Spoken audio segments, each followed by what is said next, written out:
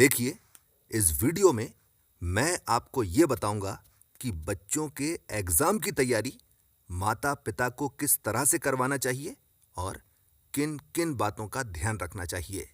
अब देखिए, जनवरी का पहला हफ्ता तो निकल ही चुका है और आपका बच्चा चाहे स्कूल में हो या कॉलेज में, टाइम टेबल जो है या तो आ चुका होगा या कि फिर आने में होगा। और इसी से वो समय अब आ चुका है जब आपको आपातकाल की घोषणा कर देना चाहिए। काफ़ी सारे माँ बाप एग्जाम्स के समय आपातकाल लगा भी देते हैं, पर उनका आपातकाल जो होता है अपने बच्चों के मनोरंजन के सभी साधन जैसे कि टीवी वगैरह बंद कर देना, मोबाइल से गेम अनइंस्टॉल कर देना और पढ़ाई के अलावा बच्चा कुछ भी और करता हुआ दिखे तो उसको डांटने तक ही सीमित रहता है। पर अगर केवल इतना कर देने भर से अच्छे नंबर आ रहे होते तो भारत के लगभग सभी बच्चे बहुत ही अच्छे नंबर ला रहे होते और मुझे इस वीडियो को बनाने की कोई ज़रूरत ही नहीं होती। ये हो गई एक चीज़।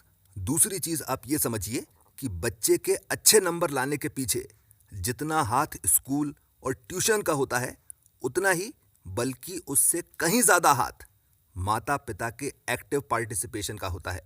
और ये बात जो है हर टॉपर के माता पिता जानते हैं कि बच्चे की परीक्षा का समय केवल बच्चे की परीक्षा का समय नहीं होता।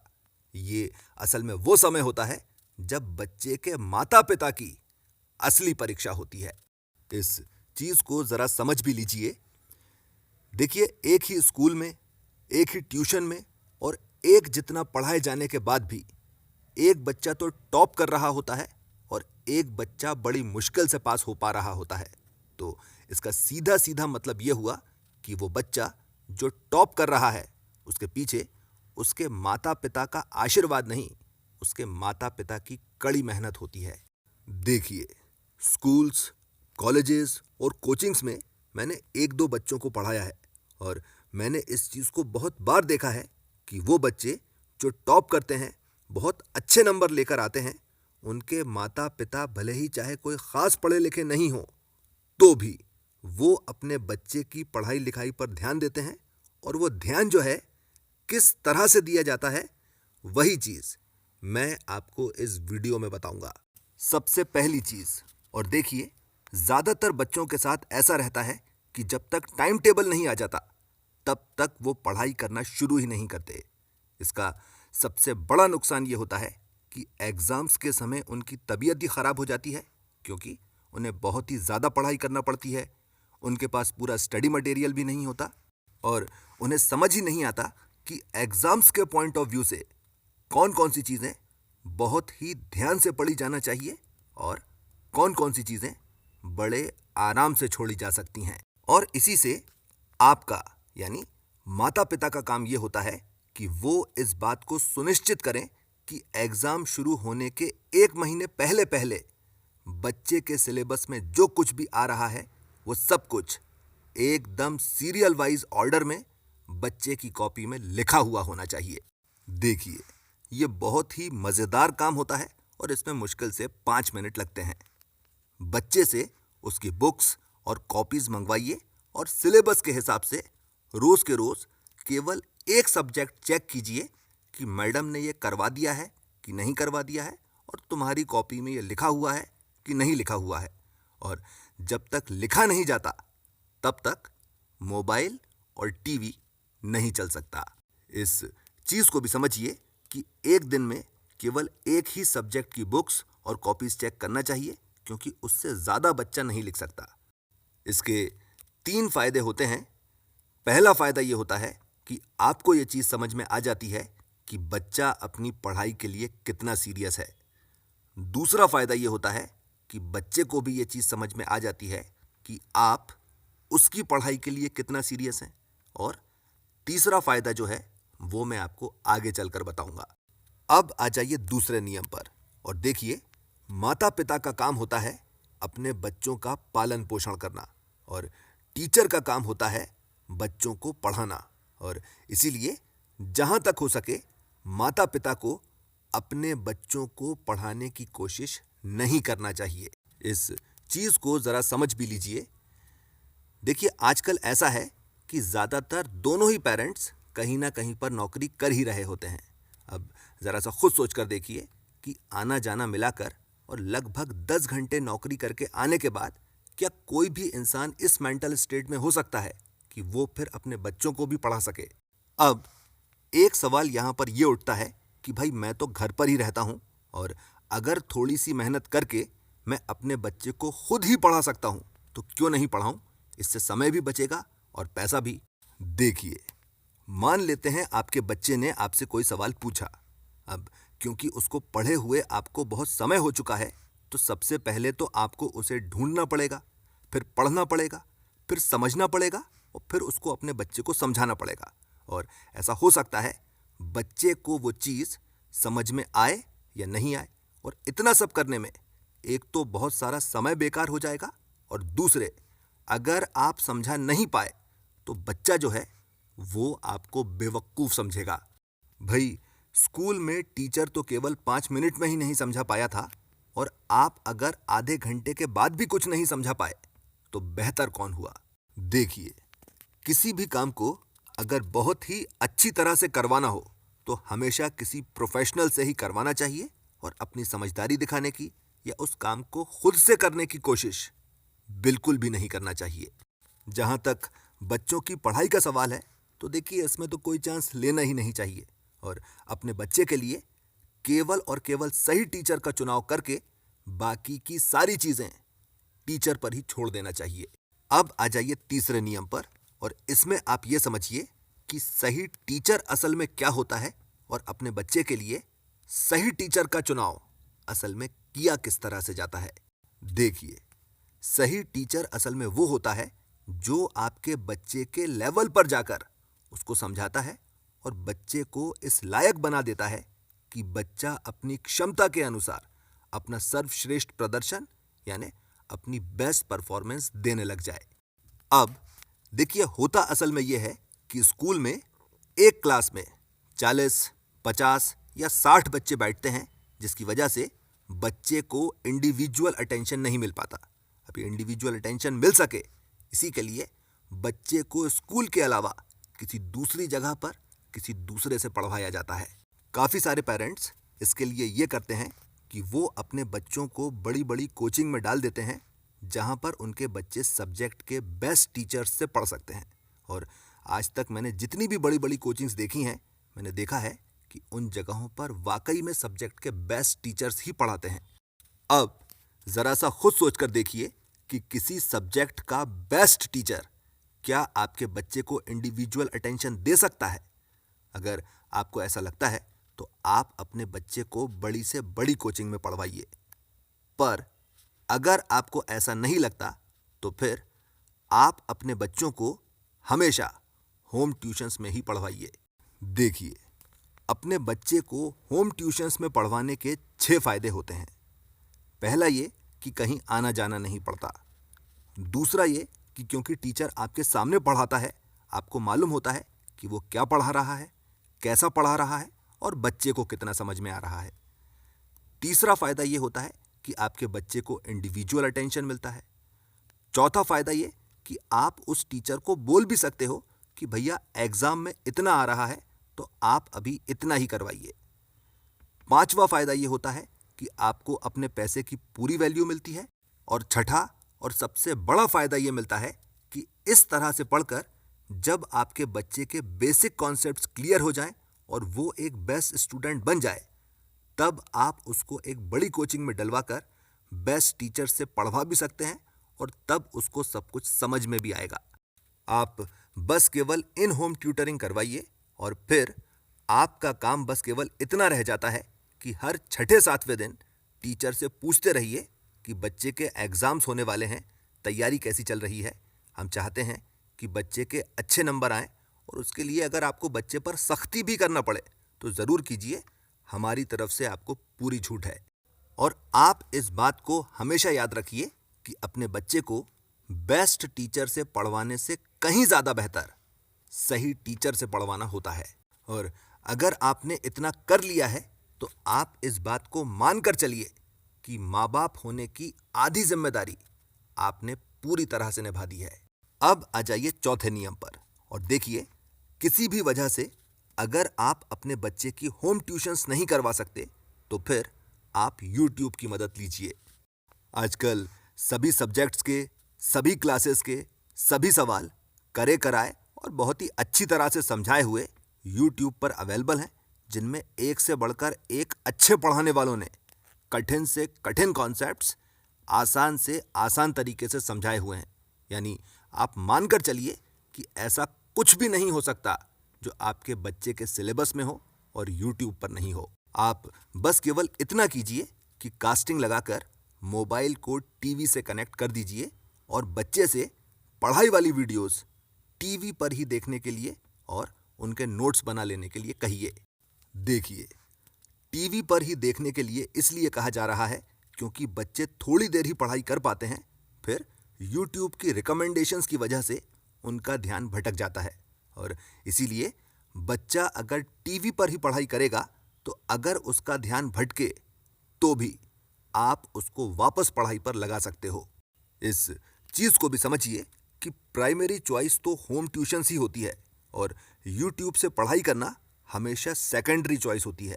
और ऐसा इसलिए है क्योंकि होम ट्यूटर जब घर पर आकर पढ़ाता है तो पढ़ाई का एकदम परफेक्ट रूटीन अपने आप ही सेट होता चला जाता है और एक बार अगर रूटीन सेट हो जाए तो फिर पढ़ाई में मेहनत करना ही नहीं पड़ती, पूरा काम केवल रूटीन को फॉलो करने से ही चल जाता है। अब आ जाइए 5वें नियम पर और इसमें आप ये समझिए कि पढ़ाई का रूटीन जो होता है उसे सेट किस तरह से किया जाता है। देखिए, होता असल में ये है कि एग्जाम्स के पहले काफ़ी सारे बच्चे टाइम टेबल बनाते हैं, 2-3 दिन तक बड़ी ईमानदारी से उसको फॉलो भी करते हैं, पर क्योंकि ज़्यादातर लोगों में सेल्फ डिसिप्लिन नहीं होता, ये चीज़ ज़्यादा दिनों तक नहीं चल पाती। अगर आप चाहते हैं कि ऐसा नहीं हो तो इसके लिए आप ये कीजिए कि बच्चे का टाइम टेबल बच्चे से सलाह मशवरा करके आप खुद बैठकर बनाइए और उस टाइम टेबल को ऐसी जगह पर चिपका दीजिए जहां से वो आपको और आपके बच्चे को लगातार दिखता रहे। और आपका काम जो है बस केवल इस बात को पक्का करना है कि आपने जो टाइम टेबल बनाया है उसका पालन 90% एक्यूरेसी के साथ किसी भी हालत में होना ही होना चाहिए। और इसके लिए जैसे ही पढ़ाई का समय खत्म हो आप बच्चे को ब्रेक पर भेज दीजिए और जैसे ही ब्रेक का समय खत्म हो वापस पढ़ने के लिए बिठा दीजिए। इस चीज को भी समझिए कि मैंने 90% एक्यूरेसी कहा है, ये नहीं कि इसमें बाल बराबर का फर्क भी नहीं किया जा सकता। सही टाइम टेबल असल में वही होता है जो फ्लेक्सिबल भी होता है और अपना आकार भी नहीं खोता। अब आ जाइए 6ठे नियम पर और देखिए, मेरा बेटा 7th स्टैंडर्ड में है, 20 फरवरी के आसपास से उसके एग्जाम्स शुरू होंगे और उसके लिए मैंने ये टाइम टेबल बनाया हुआ है। देखिए, मैथ्स और साइंस को सबसे पहले रखा है क्योंकि ये समझने वाले, प्रैक्टिस वाले और स्कोर करने वाले सब्जेक्ट्स होते हैं। बाकी सोशल साइंस, इंग्लिश, हिंदी और संस्कृत को बाद में रखा है और इसलिए रखा है क्योंकि इसमें ज़्यादातर काम केवल याद करने का ही होता है और बहुत ज़्यादा हो जाए तो बस केवल एक बार ही हिंदी में समझाना पड़ता है।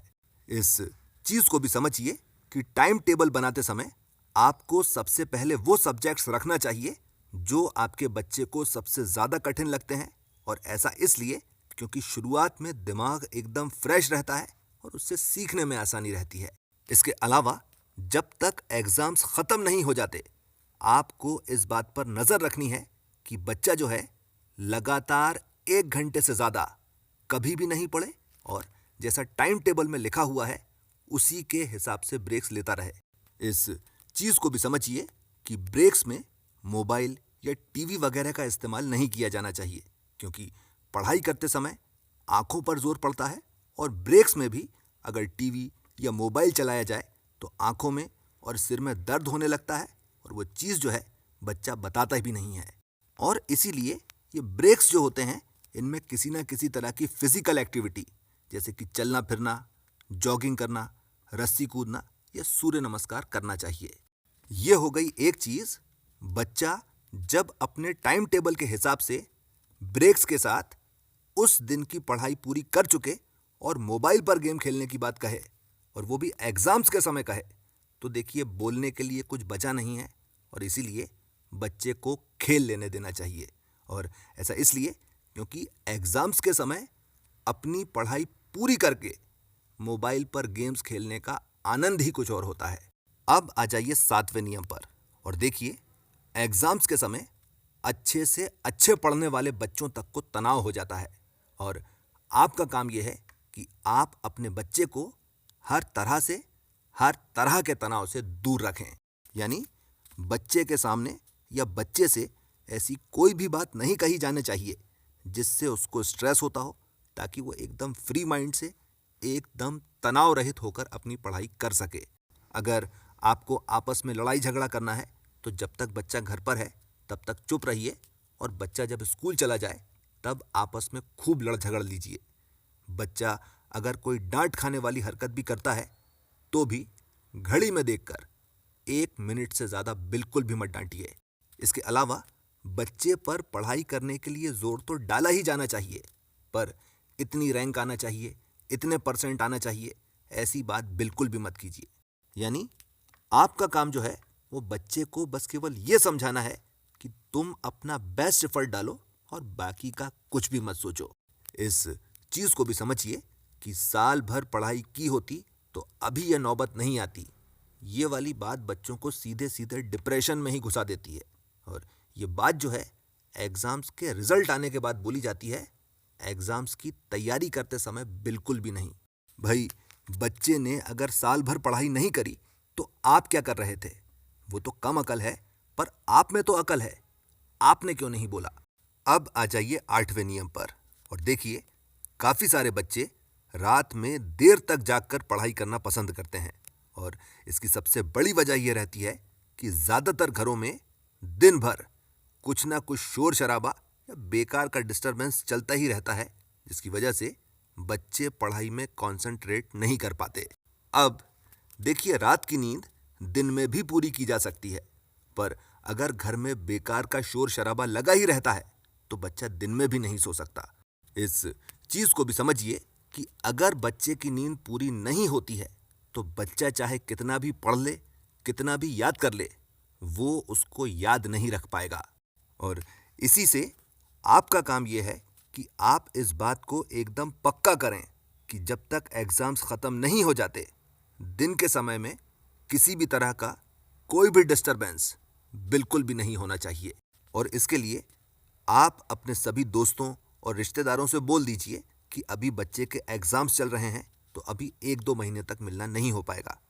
इसके अलावा क्योंकि ये बच्चे के एग्ज़ाम का समय है, आप खुद भी घर पर टीवी या मोबाइल चलाना, न्यूज़ देखना और पार्टियों में आना जाना 1-2 महीने के लिए छोड़ दीजिए। और ऐसा करने से घर में एकदम एग्ज़ाम वाला माहौल बन जाता है, जो पढ़ाई के लिए बहुत ही ज़्यादा अच्छा होता है। इस चीज़ को भी समझिए कि इतना सब करने के बाद अगर बच्चा फिर भी रात में ही पढ़ाई करना चाहता है क्योंकि दिन भर बेकार का शोर शराबा होता रहता है, तो फिर आप उसे सुबह 4 बजे उठकर पढ़ने के लिए कह दीजिए। यानी जब तक एग्ज़ाम्स ख़त्म नहीं हो जाते तब तक जैसे ही रात के 10 बजेंगे वैसे ही कर्फ्यू लगा दिया जाएगा।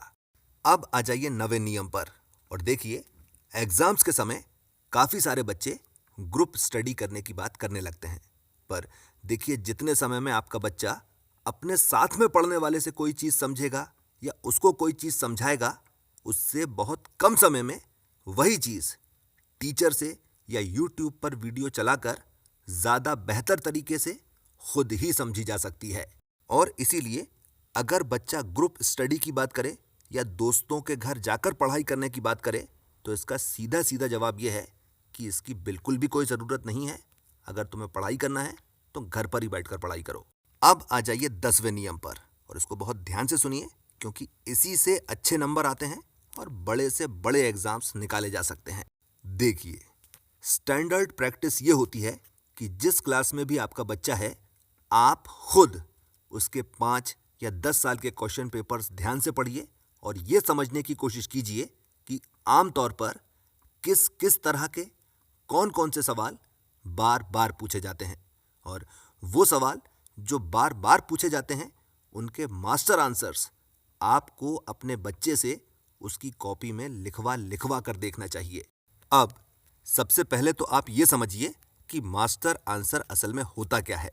देखिए, वो सवाल जो पिछले 5-10 साल में बार बार पूछे गए हैं, उनको बुक में हेडिंग वाइज देख लीजिए और उसमें जो समझाया गया है उसे अपनी कॉपी में अपने तरीके से 700 या 800 शब्दों में लिख दीजिए।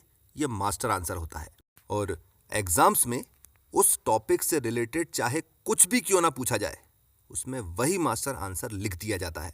यानी वेरी शॉर्ट आंसर में 250 शब्द, शॉर्ट आंसर में 500 शब्द और लॉन्ग आंसर टाइप क्वेश्चंस में पूरे 750 शब्द लिखकर आ जाएंगे और पूरे नंबर मिल जाएंगे। इस तरह की प्रैक्टिस के 5 फायदे होते हैं।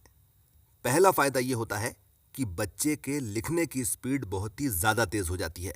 देखिए, ज्यादातर बच्चे लिखने की प्रैक्टिस करते ही नहीं हैं, जिसकी वजह से उनके लिखने की स्पीड बहुत कम रहती है, जिसकी वजह से एग्जाम्स में यह होता है कि उन्हें किसी सवाल का जवाब तो मालूम होता है, पर लिखने के लिए उनके पास टाइम ही नहीं बचता है।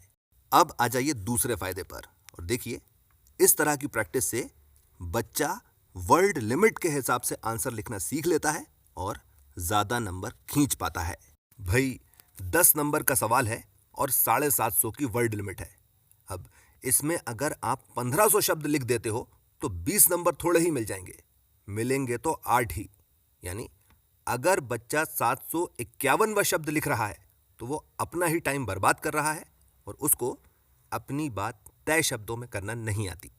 इससे बेहतर ये रहता है कि आप कोई दूसरा long answer type question attempt करें और 200-250 शब्द अगर कुछ रिलेवेंट लिख देते हैं तो आप 3 या 4 नंबर और खींच सकते हैं। तीसरा फायदा यह रहता है कि क्योंकि मास्टर आंसर आप अपने शब्दों में और साधारण इंग्लिश में लिखते हो, उसको याद करना, याद रखना और उसका रिवीजन करना बहुत ही ज्यादा आसान हो जाता है। अब आ जाइए चौथे फायदे पर और देखिए, चाहे कोई सा भी एग्जाम हो, नंबर हमेशा उसी को ज्यादा मिलते हैं जिसका आंसर डिटेल्ड होता है, जिसने आंसर अपने शब्दों में लिखा हुआ होता है और उतना ही लिखा होता है जितना कि पूछा गया होता है। क्योंकि इस तरह से लिखने पर चेक करने वाले को यह चीज समझ में आ जाती है कि आप पढ़ने वाले बच्चे हो।